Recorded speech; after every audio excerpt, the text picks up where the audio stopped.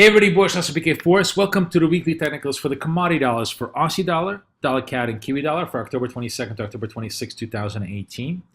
And the story in the com dollars was a complete reversal this week. We had a complete change of play as both Aussie and Kiwi came up. Actually, Kiwi really came up. Essentially, I think what's interesting here is the perception, not necessarily the fact, but the perception that the interest rate differentials between the Aussie and the Kiwi and the dollar are actually not going to widen much further. It was just the idea that US rates are not going to increase at the exponential rate that everybody was thinking about. CAD, on the other hand, really had disappointing data today. Woefully weak inflation, bad retail sales, all of this right in front of the major event of the week, which is the BOC rate decision on Wednesday, where the market is still handicapping a 25 basis point rate hike, but really changed the levels in everything that we saw in the com dollars. Aussie sort of stayed the same in this broad 70, 72 level, but now trading, really sort of finding a lot of resistance at the 71.50 first and foremost. CAD was the really big mover to the upside. This was a shock that first of all, we broke through the 30s, and then we're really now broaching the 32s as a potential level. That's a huge, huge resist level, and it would really change the whole dynamic of being a strong Canada to now being kind of weak Canada, essentially on the assumption that the economy there slowed down much more materially than everybody thought they did. And Kiwi just bounced back as interest rate differentials came into play. The calendar this week is very quiet, aside from Canada. I don't think we have anything. Let me just see. We had decent Australian employment data last week. That was one of the things that boosted Aussie as we went forward. We'll have trade balance data out of New Zealand. That'll be interesting to see, especially against the CPI data that we had the week prior. We'll see if this looks positive. We're actually negative this because weaker manufacturing out of New Zealand. Aside from that, that's it. The other major, the marquee event of the week, the Bank of Canada rate decision on Wednesday, that's handicapped at 25 basis point up. And of course, the market is anticipating that. The key question, though, will be what will the Bank of Canada say going forward? Is this kind of one and done for at least another quarter to 6 months type of a situation? Or are they going to essentially provide a relatively hawkish, positive, upbeat assessment of the Canadian economy? That'll be interesting to see, and I think that will be the difference between whether 32 gets taken out or not, because that's going to tell us at just how bullish the market will be Canada going forward. So let's take a look at the charts here, see how everything sets up. So let's start actually with the Antipodean. So we'll start with Kiwi. The interesting thing with Kiwi here, the big turn on the dailies, we've been trying hard to take out this 66 level. That's a big resist level, and it'll be very bullish if it does. But we certainly recaptured the 20-period SMA. We're definitely holding bid underneath 65. Although the trend inexorably is to the downside here, still a series of lower highs, lower lows.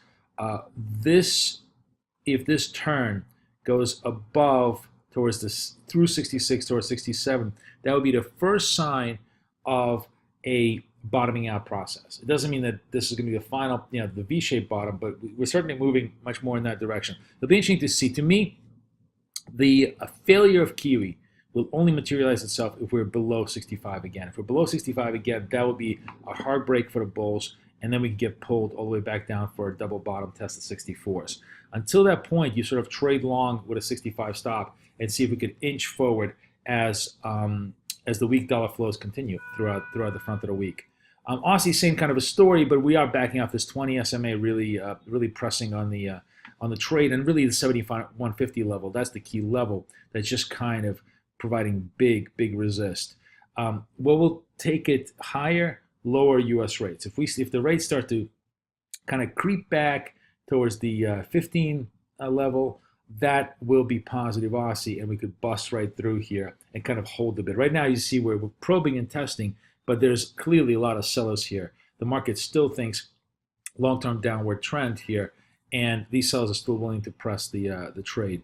In order to truly get a short covering squeeze here, we've got to clear the 71.50, just as we need to clear the 66 in Kiwi to really squeeze us all the late shorts out of it. And then finally, here's the most interesting chart, the dollar CAD chart, which actually, what was the spike today? I think we went to 30. Oops, where is this? 31.32, not quite 31.50. But the much more important point is look at this overhead resist. This is the 32 resist here. And if the Bank of Canada is dovish, we could very likely, this is the one of those kind of things that doesn't make a lot of sense unless you sort of understand dynamics of the markets. We could have a rate hike and a decline in Canadian dollar. Dollar CAD could spike to 132. At the same time, if the rate hike is accompanied by a dovish statement from the BOC. So watching those levels very carefully. Prior to that, we got until Wednesday. There could be a lot of back and forth trade here. We could come back down to 30. One of the other things that's happening here is I think oil really came off the 75 handle, now down underneath 69.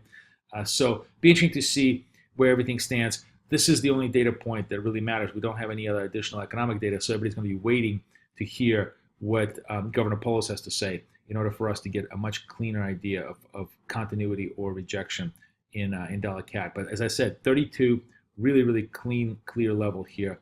That breaks that to the upside. It's a much more bullish construct for dollar CAD, much more bearish construct for Canada in general. If we can come back down below 30 on hawkish BOC comments, then this downtrend still stays in place.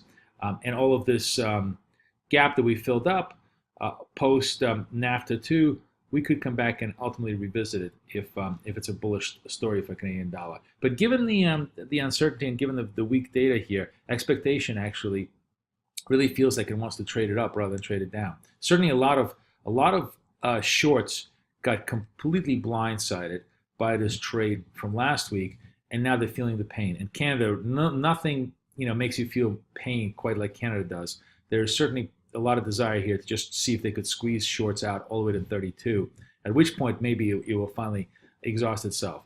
So I'll be watching that trade very carefully, as that's going to be the dominant commodity trade into next week.